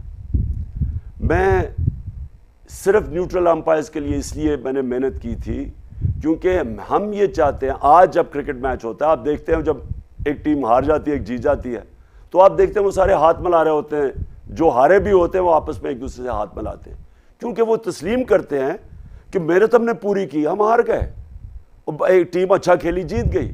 میرے زمانے میں لڑائیاں ہوتی تھی کرکٹ فیلڈ کے اوپر کیونکہ وہ امپائر کہتے تھے کہ جی اس نے صحیح معنی میں اس نے چیٹنگ کی ہے. میں آپ کو پھر بتا رہا ہوں کہ جو مجھے کبھی بھی نہیں بھولتا جو ہندوستان کے خلاف ہمارا میچ تھا جو ہم تھوڑے سے رن سے جیتا ہندوستان کے اندر, یہ ایک اینڈ میں سٹیج آ گئی تھی کہ اگر میں امپائر انڈین امپائر اور اپنی ٹیم کے بیچ میں نہ آتا تو انہوں نے لڑائی مارنا تھا امپائر کو, یہ حالت ہو گئی تھی. تو کب ٹھیک ہوا؟ نیوٹرل امپائرز آ گئے, آج میچز ہوتے ہیں, آپ ٹیکنالوجی آ گئی ہے, سب ایکسیپٹ کر جاتے ہیں رزلٹ. یہی پاکستان کو کرنا ہے. میں نے کوشش کی تھی ٹیکنالوجی EVM مشینز, اور ایک 1970 ایک دفعہ تھا پاکستان میں اور زبردست الیکشن کروایا گیا تھا, مجھے ابھی بھی یاد ہے. کسی نے ایک آدمی نے نہیں کہا کہ دھاندلی ہوئی, اس کے بعد کوئی الیکشن صحیح نہیں ہوا. آج یہ ٹائم ہے ہمارے لیے کہ اس برے حالات سے نکلنے کے لیے. آگے حالات مزید برے ہوتے جائیں گے. صرف ایک چیز ہے کہ ہم ملک میں فوری طور پہ صاف اور شفاف الیکشنز کروائیں. کے لیے یوتھ کو کوئی پیغام دینا چاہیں پلیز؟ میں اپنی یوتھ کو کل کے لیے خاص طور پہ پیغام دینا چاہتا ہوں, کیونکہ میری یوتھ 60% پاکستان ہے اور فیوچر آپ کی ہے, اور آپ کے لیے کل کا الیکشن بہت امپورٹنٹ ہے. کیونکہ ایک طرف سازش کے تحت گورنمنٹ آئی ہے کرمنلز کی, 60% کیبنٹ ضمانت پہ ہے. کسی بھی مہذب معاشرے میں یہ تصور بھی نہیں کر سکتا کوئی کہ ضمانت پہ لوگ ہوں. 16 ارب روپے کی پرائم منسٹر اور جو اللیگل چیف منسٹر بیٹھا ہوا ہے حمزہ اور یہ شہباز شریف, 16 ارب روپے کے ان کو سزا ہونے والی تھی, انڈر ٹرائل تھے. ایک طرف یہ بیٹھے ہوئے ہیں اور دوسری طرف ساری پاکستان کی عوام دوسری طرف آ گئی. اور یوتھ کا بہت بڑا کام ہے, کئی دفعہ یوتھ ووٹ نہیں ڈالتی. میں چاہتا ہوں کہ صبح 7 بجے جیسی پولنگ کھلے نا تو میری یوتھ پہنچی ہو کل ووٹ ڈالنے کے لیے, چاہے بارش ہو رہی ہو چاہے جو مرضی ہو, کیونکہ کل فورکاسٹ بارش بھی ہے. جلدی اور جا کے آپ سب نے ووٹ ڈال لیے. اور پھر پولنگ سٹیشنز کے اوپر بھی میں چاہتا ہوں کہ ہماری یوتھ وہاں کھڑی ہو, پتہ چلے کہ اس وقت قوم کسی قسم کی دھاندلی برداشت نہیں کرے گی. اس کا بھی بڑا پریشر ہوتا ہے تاکہ سب کو پتہ چلے کہ اس ملک کے اندر ایک زندہ قوم ہے, شعور ہے اب لوگوں میں, بیدار ہو چکی ہے. جو میں نے جلسوں میں دیکھا ہے, میں نے کبھی قوم میں ایسی بیداری نہیں دیکھی جو آج میں نے یہ جو ان جلسوں میں دیکھی ہے, یہ جو پچھلے 3 مہینے میں نے کیے. میں آپ کو بتاؤں 2018 کے اندر میں نے بڑا جوش دیکھا جلسوں میں, ہم جیتے بھی الیکشن, لیکن جو اس باری بائی الیکشنز کے جلسوں میں جس طرح کا میں نے شعور دیکھا ہے, بیداری دیکھی ہے, اس میں سوشل میڈیا کی بھی بڑی بات ہے, ٹک ٹاک نے بھی بڑا کمال کیا ہوا ہے, لیکن ایسی کبھی لوگوں کے اندر شعور نہیں تھا. اور انشاءاللہ مجھے یہ امید ہے کہ یہ کل پولنگ سٹیشن کے اوپر بھی یہ شعور نظر آئے گا. شکریہ.